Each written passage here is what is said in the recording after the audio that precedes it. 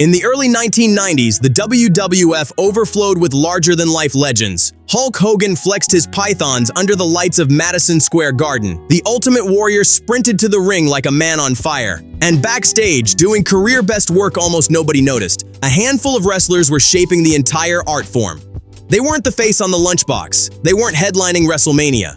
But strip away the pyro, and you'll find some of the most technically gifted, emotionally compelling performers to ever step through the ropes. Some carried family legacies heavier than any championship belt. Others invented archetypes the industry still leans on today. And at least one of them would die in front of a live audience in a tragedy so devastating it forced WWF to rewrite its own rulebook. This is the story of wrestlers who made everyone around them look better, who rarely got the spotlight they earned, and whose real lives were often darker than anything scripted. Some found redemption, some never got the chance. Start with a man Vince McMahon himself once called the best pure wrestler in the company, despite him never holding a world title. His name was Owen Hart, and for most of the 1990s, WWF booked him as a punchline. The Blue Blazer gimmick had him flying around in a cape and mask, playing the lovable underdog cousin to real superstars. But Owen was no joke between the ropes. Among his peers, he was widely considered one of the most technically flawless workers of his generation.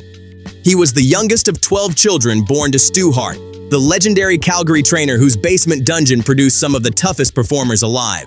Owen debuted in WWF in 1988, left to sharpen his craft overseas, then returned in 1991 hungry to prove something. For years, that meant tag titles with Jim Neidhart, then a smooth pairing with Yokozuna. Everything changed in 1994.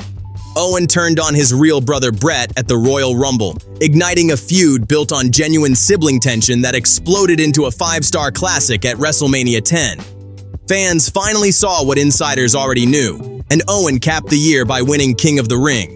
Yet instead of a true main event push, WWF kept circling him back toward comedy, reviving the Blue Blazer in 1997 as a self-parody.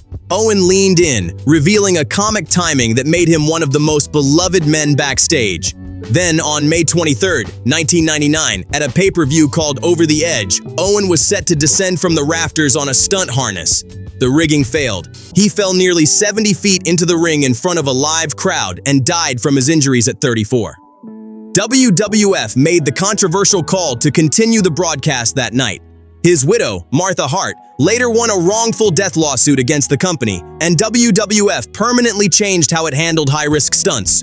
Owen never won a world title. WWE finally inducted him into the Hall of Fame in 2021, a tribute his family had refused for years until they trusted the story would be told honestly. If Owen's tragedy came from a mechanical failure, Davey Boy Smith's came from something far more human.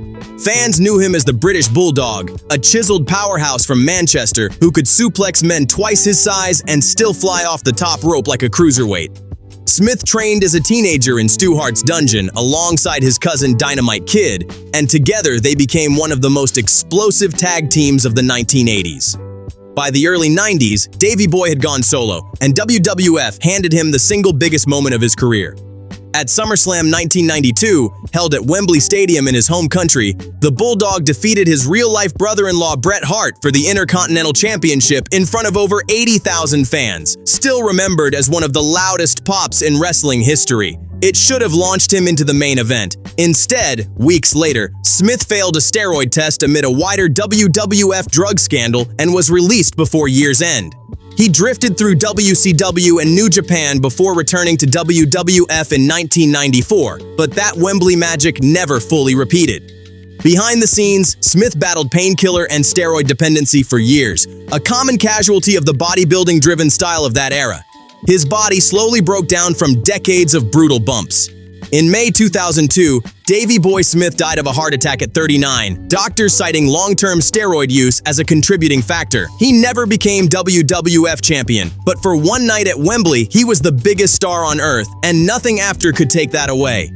Then there was Curt Hennig, a man whose entire gimmick was a lie so convincing that fans forgot it was a character. Mr. Perfect claimed flawless skill at everything: bowling strikes, golf drives, even threading a football through a tire swing from 50 yards, and remarkably, most of those vignette feats were genuinely real. Hennig came from wrestling bloodline too, son of AWA legend Larry Hennig, and had already proven himself there before WWF signed him in 1988. He won the Intercontinental Championship in 1990 and wrestled with a precision other performers studied like film. His 1991 SummerSlam match against Bret Hart is still cited as one of the finest television matches ever produced. That same year, a serious back injury, one that would haunt him for life, forced Hennig out of active competition. WWF pivoted him into managing, then commentating, brilliant on the microphone but increasingly sidelined from the ring that made him great.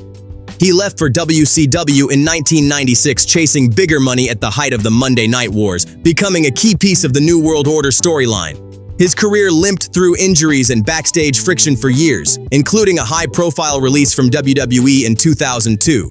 His final years were marked by escalating substance abuse. In February 2003, Curt Hennig was found dead in a Florida hotel room from acute cocaine intoxication at 44. The man who built a career pretending to be perfect ultimately lost a fight that had nothing to do with wrestling at all.